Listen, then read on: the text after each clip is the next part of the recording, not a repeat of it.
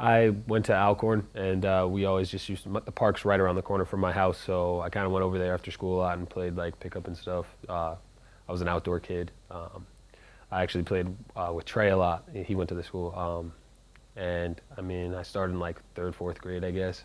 I was more into football, but basketball kind of just I went with it. Totally fine. Breaking the record for 1,000 rebounds was, I mean, incredible. And now I'm chasing the rebound record for the school, and that's been, I mean, here for what, 44 years. So, I mean, it's kind of a great honor to be close to that because I've looked and like nobody's really gotten up there.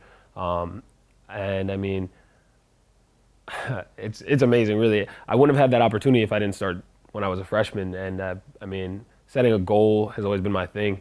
And as a freshman, I didn't really score a lot. So like I was just like, all right, well, I'm going to grab as many rebounds as possible. And then it just became a thing where one of my assistant coaches was just like, hey, look, like you could, if you average this amount of rebounds, you could break the school record by the time you're a senior. And I was like, oh, all right, well, that's going to be my goal then.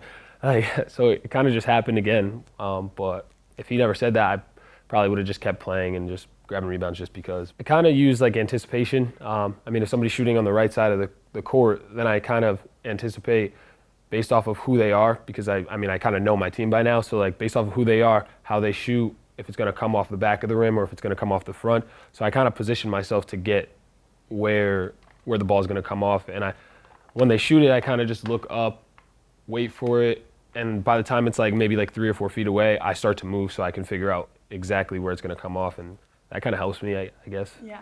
Getting 1,000 points and 1,000 rebounds, I didn't even know I would be the second person. So that actually makes me really happy because that's kind of like a bigger honor.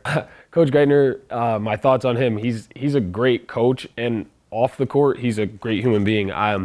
Coming in, I couldn't really find my place at the school. I was like a little homesick. And he was just like, look, like you just got here, relax, you're gonna calm down, like you'll fit in, like just focus on your schoolwork, and eventually, like, I mean, I've never been shy, I've never been able to not find friends, but eventually your friends will come, your place at the school will come, like basketball's starting soon, that'll keep you busy. So off the court, he's great. I mean, now that I'm a senior, he's honestly one of my closer, I'd call him a friend. I go talk to him in the office pretty much every day.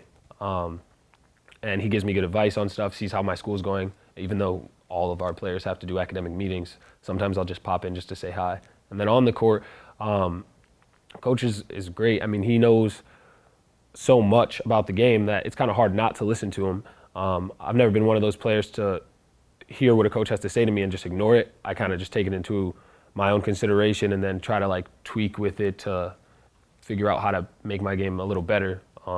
At the beginning of the season, I wasn't shooting as much or going up strong for our first game versus WPI, and he was just like, look, every time you get within this area of the hoop, you go up with it. Like, so I was just like, all right, well, if that's what you want me to do and you're not going to be mad that I miss or whether or not I miss or make it, then yeah, I'll do it. And I mean, it's made my game a little bit better. I've become more aggressive in that area that he's set, those little guidelines. So I'm just like, okay,